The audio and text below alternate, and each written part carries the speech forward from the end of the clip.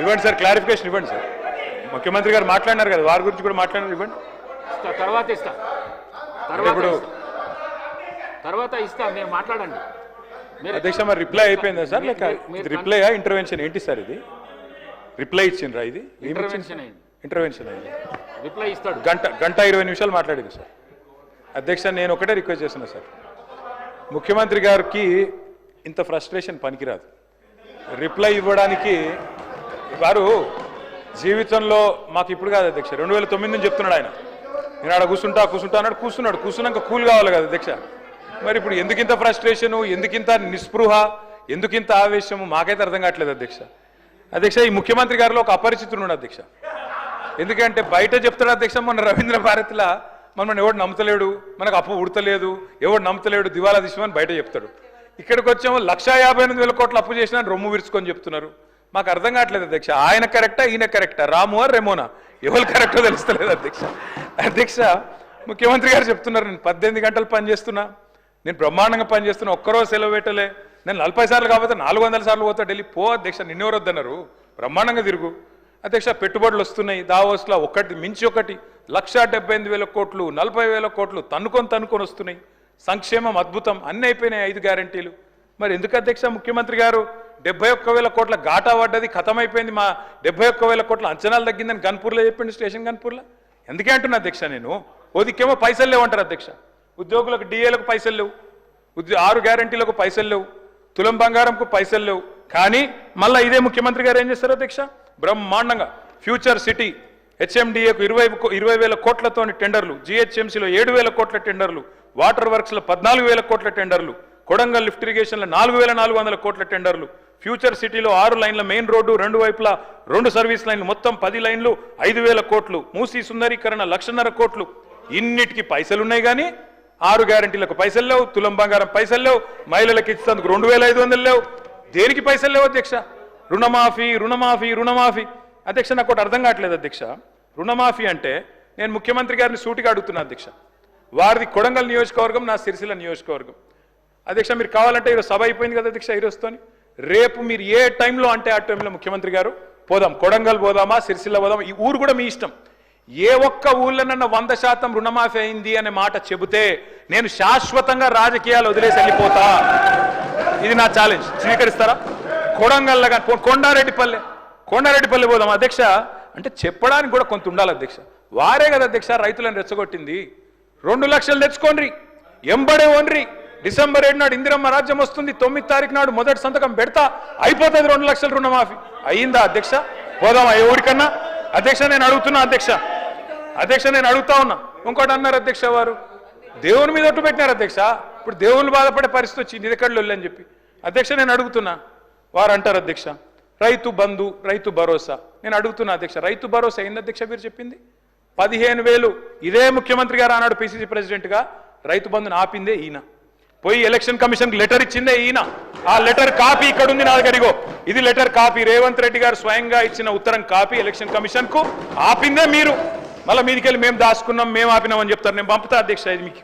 అధ్యక్ష రైతు బంధు ఆపుతారు, 7,600 కోట్లు ఆపిందే వాళ్ళు. ఆపి ఏం డైలాగ్ కొట్టింది అధ్యక్ష? వీరు హరీష్ రావు ఆపుతుండు, కేసీఆర్ ఆపుతుండని చెప్పి ఆ రోజు అన్నారు అధ్యక్ష. డిసెంబర్ 3 నాడు, డిసెంబర్ 3 ముందు అయితే 5,000, డిసెంబర్ 3 తర్వాత అయితే 7,500 అని చెప్పింది ఎవరు అధ్యక్ష? 3 ముందు అయితే 5,000, 3 తారీఖు తర్వాత అయితే 7,500 అని చెప్పిందే ఈ ముఖ్యమంత్రి గారు. అధ్యక్ష ఇంకెన్ని చెప్పినారు అధ్యక్ష? ఉచిత కరెంటు కాంగ్రెస్ అట, కరెంట్ అంటేనే కాంగ్రెస్ అట, కాంగ్రెస్ అంటేనే కరెంట్ అట. ఇక్కడనే కూర్చొని నేను ఒక్క నిమిషం తొందరపడకు రాజు, నువ్వు అవుతావు. నేనేమంటున్నా అధ్యక్ష, ఇక్కడనే నిల్చొని ముఖ్యమంత్రి గారే చెప్పినారు అధ్యక్ష. ఆనాడు తెలుగుదేశం పార్టీలో ఇక్కడ నిల్చొని ఇదే ముఖ్యమంత్రి గారు చెప్పిన మాట, మా నాయన గారు చచ్చిపోతే నెత్తి మీద నీళ్లు తలుపుతున్నంత కరెంట్ లేదు, ఇదేం దౌర్భాగ్యపు ప్రభుత్వం అని చెప్పిందే ఆయన. ఇవాళ కరెంట్ అంటే కాంగ్రెస్, కాంగ్రెస్ అంటే కరెంట్ అంటే బయట చూస్తలేరా అధ్యక్ష? నేను ఇంకోటి అంటున్నా. వారు అంటున్నారు 10 నెలలనే ఇంతెందుకు అంతెందుకు అని నేను అంటున్నా అధ్యక్ష. మేం చెప్పమన్నామా? 100 రోజులు, 6 గ్యారంటీలు, తొడలు కొట్టుడు, మెడలు కోసుకుంటానుడు, బాండ్ పేపర్లు, అఫిడవిట్లు, దేవుళ్ళ ముంగడ పెట్టుడు ఎవరు పెట్టిన అధ్యక్ష? 100 రోజుల్లో ఇస్తామని తులం బంగారం ఎవరు చెప్పిండ్రు అధ్యక్ష? ఎందుకు ఇస్తలేరు తులం బంగారం? ప్రజలు గోల్డ్ అనుకొని ఓటేసారు, కానీ వీళ్ళు రోల్డ్ గోల్డ్ వెళ్ళిండ్రు అధ్యక్ష. గోల్డ్ అనుకున్నారు, రోల్డ్ గోల్డ్ వెళ్ళింది. లంకె బిందెలు దొరికేదాకా అవ్వాలన్నా అధ్యక్ష? మేము ప్రజలు ఎప్పటిదాకా ఎదురు చూడాలి? లంకె బిందెల కోసం ఆగన్నా? ఇంకా ఎంత అబద్ధం, ఎంత పచ్చి అబద్ధం అంటే అధ్యక్ష, నేను అడుగుతా ఉన్నా అధ్యక్ష, ఇక్కడ మీరు చెప్పేది తప్ప, కాగ్ చెప్పేది తప్ప? రేవంత్ రెడ్డి లెక్కలు తప్ప, కాగ్ లెక్కలు తప్ప? అధ్యక్ష చెప్పాలి. రేవంత్ రెడ్డి గారు ఈరోజు చెప్పిన లెక్కలు 1,52,000 కోట్లు మిత్తి కట్టిన, అప్పులు కట్టిన, ఇది కాగ్. మీకు పంపిస్తా ముఖ్యమంత్రి గారు, చూసుకోండి. కాగ్ చెప్తున్న ప్రకారం నెలకు 2,750 అసలు మిత్తి కలిపి. మరి మీరు అక్కడ జూట్ చెప్పాలని చెప్తుండాలి, ఇక్కడ అబద్ధం చెప్తుండాలి. రెండిట్లో ఏది కరెక్టో చెప్పాలి. ఆర్థిక అరాచకత్వం అన్నారు అధ్యక్ష. ఆర్థిక అరాచకత్వం నిజమైతే ఆయననే ఎందుకున్నాడు అధ్యక్ష ఆర్థిక కార్యదర్శి? మాకు 11 బడ్జెట్లకు సాయం చేసిన ఆయన, మీకు 3 బడ్జెట్లకు సాయం చేసిన ఆయన ఎందుకు కొనసాగిస్తున్నారు? మరి ఏది కరెక్ట్? అందుకే అంటున్న అధ్యక్ష. ఇంకోటి బోనస్, అది కూడా గొప్పగా చెప్పిన అధ్యక్ష. బోనస్ బోనస్ ఇగో అధ్యక్ష, ఇది కాంగ్రెస్ మేనిఫెస్టో. పేజ్ నెంబర్ చూసుకోండి, పేజ్ నెంబర్ 8. ఏం చెప్పిన అధ్యక్ష ఈ మేనిఫెస్టోలో? వరి ధాన్యం మద్దతు ధర 2183. దేనిది మద్దతు ధర? ఇది దొడ్డు వడ్లది. 2183 అంటే దొడ్డు వడ్లు. దొడ్డు వడ్లకు మీరేం చెప్పినారు? 500 కలిపి 2683 ఇస్తామని చెప్పిండ్రు. ఇచ్చిండ్రా? మీరేం చెప్పిన? మొక్కజొన్న 1670 కలిపి 2200 ఇస్తాం. కందులు 6300, 6700 ఇస్తాం. సోయాబీన్ 3950, 4400 ఇస్తాం. పత్తి 6025, 6500 ఇస్తాం. మిర్చికి మద్దతు ధర 15000 ఇస్తాం. పసుపుకు 12000 ఇస్తాం. ఎర్ర జొన్నకు 3500 ఇస్తాం. చెరుకుకు 4000 ఇస్తాం. జొన్నలకు 3050 ఇస్తాం. ఒక్కటన్ని ఇచ్చిండ్రా? బోనస్ బోగస్ కాలేదా? రాష్ట్రంలో రైతులు చూస్తలేరా? ఎటువడతాడు దబాయిస్తే అయిపోతుంది అధ్యక్ష. ఇంకా విచిత్రం, నాకు ఇంకా గమ్మత్ అనిపించింది ఆయన అధ్యక్ష. ఆయన ఏమైనా స్వాతంత్ర ఉద్యమం చేసి జైలుకు పోయింది అధ్యక్ష? ఏం చేసిపోయింది అధ్యక్ష జైలుకి? ఆయన ఏదో పెద్ద సానుభూతి. మేము పోలేదా జైలుకి? వరంగల్ జైలుకి నేను కూడా పోయిన తెలంగాణ ఉద్యమంలో. ఎస్ ఉన్నాం, అక్కడ బరాబర్ ఉన్నాం. మీరెందుకు పోయినరంటే నేను అడుగుతున్నా ఈరోజు. ఎస్ మీ ఇంటికి ఇవ్వాలని జూబ్లీ హిల్స్ ప్యాలెస్ మీదకి ప్రైవేట్ డ్రోన్ పంపితే ఊకుంటావా? అక్కడ నీ బిడ్డనో నీ వైఫో ఉంటే వాళ్ళని ఇష్టం ఉన్నట్టు ఫోటోలు తీస్తే ఊకుంటావా? ఎవరి ఇళ్లలో పడితే వాళ్ళ ఇళ్ళ దొరబడతా, నా ఇష్టం ఉన్నట్టు చేస్తా, అరాచకం చేస్తా అంటే ఊకుంటారా అధ్యక్ష? ఇది పద్ధతేనా అధ్యక్ష? అంటే మీ కాడికి వచ్చేవరకే కుటుంబాలు, మీ కాడి కొరకు వచ్చేవరకే భార్య పిల్లలు, వేరే వాళ్ళకి లేరా అధ్యక్ష భార్య పిల్లలు? మీరు ఆనాడు ఇష్టం ఉన్నట్టు మాట్లాడినప్పుడు, లేని రంకులు అంటగట్టినప్పుడు, ఇష్టం ఉన్న సంబంధాలు మాట్లాడినప్పుడు ఆ రోజు లేవా నీతులు? చివరికి మా ఇంట్లో పిల్లల్ని కూడా తిట్టింది మీరు కాదా? ఆనాడు మా ఇంట్లో చిన్న చిన్న పిల్లల్ని పట్టుకొని, మైనర్ పిల్లల్ని పట్టుకొని బూతులు మాట్లాడింది మీరు కాదా? మీరేదో పెద్ద సానుభూతి కోసం మాట్లాడితే ఏం పని చేసిపోయినా మీరు జైలు. అయినా నేను అడుగుతున్నా ముఖ్యమంత్రి గారు, నేను అడుగుతున్నా అధ్యక్ష, జైలుకి ఎవరు పంపుతారు అధ్యక్ష? ప్రభుత్వాలు పంపుతాయా? కోర్టులు పంపుతాయి.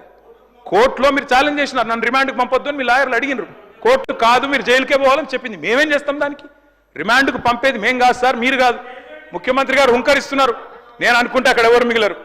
నువ్వు ఏమనుకున్నా ఏం ఫరకు పడదు, నువ్వు ఏం చేసుకున్నా ఏం ఫరకు పడదు. నువ్వు అనుకుంటున్నావేమో పదవి శాశ్వతం, అధికారం శాశ్వతం. ఏది శాశ్వతం కాదు అధ్యక్ష. నేను కోరుతా ఉన్నా, ముఖ్యమంత్రికి అపరిమితమైన అధికారాలు ఉండవు. ముఖ్యమంత్రికి అపరిమితమైన అధికారాలు ఉండవు.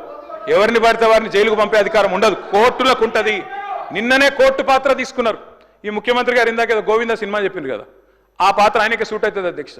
ఎందుకంటే అప్పుడే లాయర్ అయిపోతాడు ఆయన, అప్పుడే జడ్జ్ అయిపోతాడు, అప్పుడే మళ్ళీ స్పీకర్.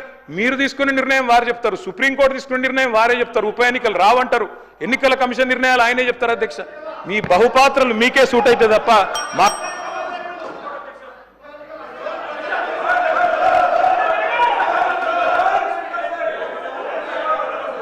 సార్ స్పీకర్ సార్ మీరు చెప్పారు, ఇన్ని పేర్లు చెప్పారు ప్రాజెక్టులు. నాగార్జున సాగర్, శ్రీశైలం, మంజీరా, మొత్తం కాంగ్రెస్ కట్టిన ప్రాజెక్టుల లిస్టులని చెప్పారు. నేను అడుగుతా ఉన్నది, ఎస్ నిజం, ఎస్ నేను కాదని లేదు కదా బ్రదర్. 50 ఏళ్ళ అధికారం ఇచ్చినప్పుడు ఆ మాత్రం కట్టాలి కదా, కట్టకపోతే కూడా బాగుండదు కదా. కట్టిండ్రు. మరి 2014 ముందు లేవా ఇవన్నీ? 2014 ముందు వానలు పడలేదా? 2014 ముందు ఈ ప్రాజెక్టులు లేవా? మరి అప్పుడు ఎందుకు వండలేదు పంటలు? ఎందుకో కేసీఆర్ ప్రభుత్వం వచ్చినాకనే వండినాయి. ఇవాళ ఎట్లా మాట్లాడతారండి? సూర్యాపేట జిల్లాలో రేవంత్ రెడ్డి గారు, సూర్యాపేట జిల్లాలో దయచేసి మీరు వినాలి. రేవంత్ రెడ్డి గారు నేను ఒక మాట అంటాను. నేను చెన్నై మీటింగ్కి పోయినాం, అక్కడ మీరు ప్రతిపాదన పెట్టిండ్రు. పెడితే నేను మీ పార్టీని కాదు, నేను ఇక్కడ ఉప్పు నిప్పులకి కొట్లాడుకుంటాను. ఆడ పోయినాక నేను మిమ్మల్ని గౌరవించి మా ముఖ్యమంత్రి గారు చెప్పిన మాట కరెక్టు, 33% కాదు 36% ఇవ్వచ్చు అని చెప్పిన. ఎందుకంటే నాకు ఆ సంస్కారం ఉంది. హద్దులు దాటినాక, సరిహద్దులు దాటినాక నువ్వు మా ముఖ్యమంత్రి కాబట్టి నేను కాపాడాలి, నేను గౌరవించాలి, నీకు డిఫెండ్ చేయాలి, అది నా బాధ్యత. కానీ ఇక్కడికి వచ్చిన తర్వాత కూడా మీరు ముఖ్యమంత్రి పదవిలో కూర్చున్న తర్వాత కూడా గంత ఫ్రస్ట్రేషను, గని రంకెలేస్తే కుదరదు. ప్రతిపక్షాల మీద మాటలతో డైలాగులు దాడి చేస్తా, పంచ్ డైలాగులతో దాడి చేస్తా కుదరదు. పరిపాలన అంటే పంచ్ డైలాగులు కాదు. పరిపాలన అంటే ఇప్పుడు మీరు చెప్పిన కష్టాలన్నీ ఉంటాయి. పరిపాలన అంటే ఇప్పుడు మేము 2014లో మేము కూడా ఆడికి వచ్చినాడు ఇవన్నీ కష్టాలతోనే మేము కూడా స్టార్ట్ చేసినాం మెల్లమెల్లగా ఒక్కొక్కటి సెట్ చేసుకుంటేనే వీడి దాకా వచ్చినాం. I wish you the best Revanth Reddy గారు. కానీ దయచేసి మీరు అన్నారు కదా కక్ష సాధింపు లేదు. కక్ష సాధింపు లేకపోతే నేను అడుగుతున్నా అధ్యక్ష, ఎందుకు రద్దు చేసినారు అధ్యక్ష? మేము తెచ్చిన పథకాలని, మేము తెచ్చిన ప్రాజెక్టులను. అప్పటికే ఎయిర్పోర్ట్ మెట్రో టెండర్ అయిపోయింది. రేవంత్ రెడ్డి గారికి ఒకటే కోపం ఏంటంటే వీళ్ళు తెచ్చిరు నేను రద్దు చేయాలి, చేసి పారేసిండు. ఓకే, నో ప్రాబ్లం, ప్రభుత్వం మీది, మీ ఇష్టం. ఫార్మా సిటీ రద్దన్నారు, ఫార్మా విలేజ్లు ముద్దన్నారు. ఏమైంది అధ్యక్ష? మీ సొంత నియోజకవర్గం రేవంత్ రెడ్డి గారు కొడంగల్లో ఏం జరిగింది? ఈరోజు నేను అడుగుతా ఉన్నా అధ్యక్ష, ముఖ్యమంత్రి గారు తప్పు కాదు, ఆయన బిజీగా ఉంటాడు సహజంగానే. ముఖ్యమంత్రి అంటే ఆయనకు నిజంగా కూడా 18 గంటలు కాదు 24 గంటలు పని చేసినా కావాల్సినంత పని ఉంటుంది. కానీ ఏం జరిగింది రేవంత్ రెడ్డి గారు?